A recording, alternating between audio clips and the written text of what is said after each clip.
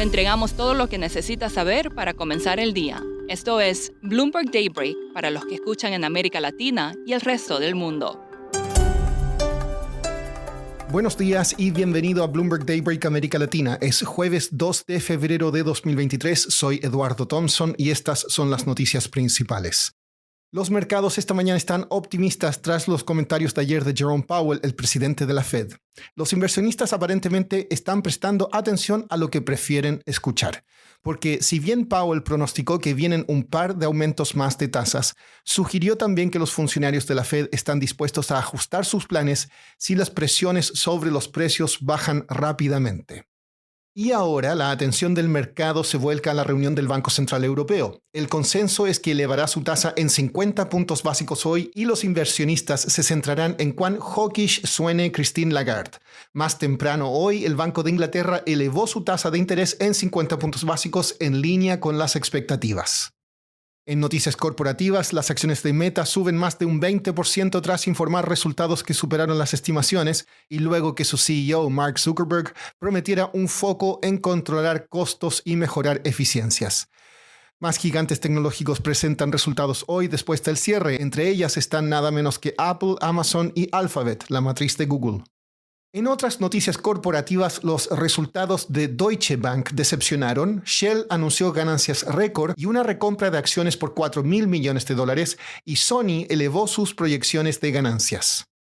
Rusia intensificó los bombardeos aéreos y ataques con misiles en Ucrania a medida que se acerca el primer aniversario de la invasión, dijo el presidente Volodymyr Zelensky. Fuerzas ucranianas repelieron ataques en Donetsk y Luhansk. Y siguen los problemas para el multimillonario indio Gautam Adani. El valor de mercado de sus empresas ha caído en más de $108.000 millones en la última semana, tras un reporte de Hindenburg Research que la acusa de fraude. Adani canceló planes de vender más acciones y Citigroup dijo que no aceptará sus bonos como colateral para préstamos. Pasando a América Latina, el Banco Central de Brasil mantuvo su tasa Selic en 13,75% y expresó su preocupación por los costos de controlar las crecientes expectativas inflacionarias.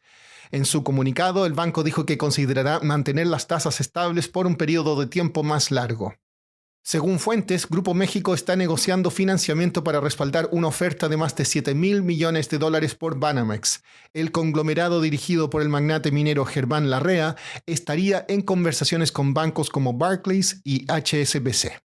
En Perú, la presidenta Dina Boluarte presentará al Congreso un nuevo proyecto de ley que busca realizar elecciones generales en 2023, horas después de que los legisladores rechazaran una propuesta similar. Para entender más de esta situación, hablé ayer con Marcelo Rocha Brun, jefe de la oficina de Bloomberg News en Lima. En Perú, la crisis política que empezó hace más o menos 8 semanas con la nueva presidencia de Dina Boluarte continúa muy fuerte. Las protestas continúan, los bloqueos de carreteras continúan, el número de muertos en las protestas ha continuado aumentando y está por encima de los 50, pero la situación sigue totalmente entrampada sin una solución. El Congreso no ha confirmado una fecha para nuevas elecciones. La presidenta Boluarte ha pedido que las elecciones sean en el 2023, lo cual es un poco más rápido que su propuesta inicial del 2024.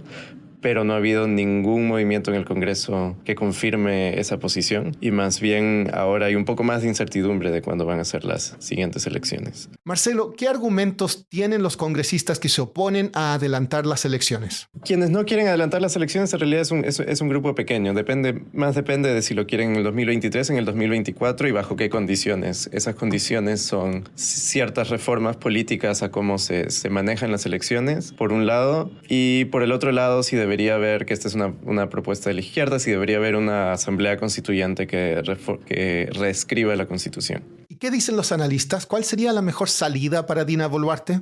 Ese es el problema de Perú desde siempre, ¿no? No hay una salida clara a la crisis.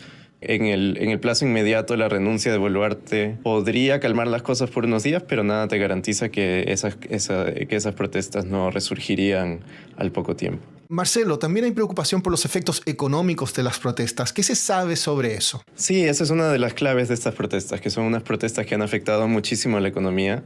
La crisis política de Perú de los últimos años había dejado de lado la economía se había manejado por su propio lado, pero ahora esa barrera se ha roto, ¿no? Y las protestas están afectando muchísimo la economía. Han llevado a que suba un poco la inflación, aunque menos de lo que se esperaba, y también a que al menos 2 minas de cobre suspendan operaciones.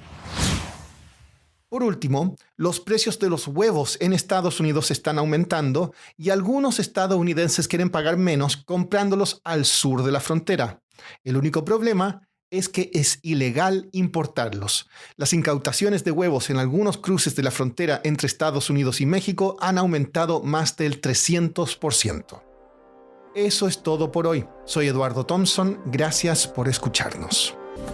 Para conocer todas las noticias que necesita para comenzar el día, revise Daybreak en la app Bloomberg Professional, donde puede personalizar las noticias que desee recibir. También puede suscribirse a la versión solo audio en Spotify, Apple Podcasts o la plataforma de su preferencia. Esto es todo por hoy. Escuche de lunes a viernes Bloomberg Daybreak.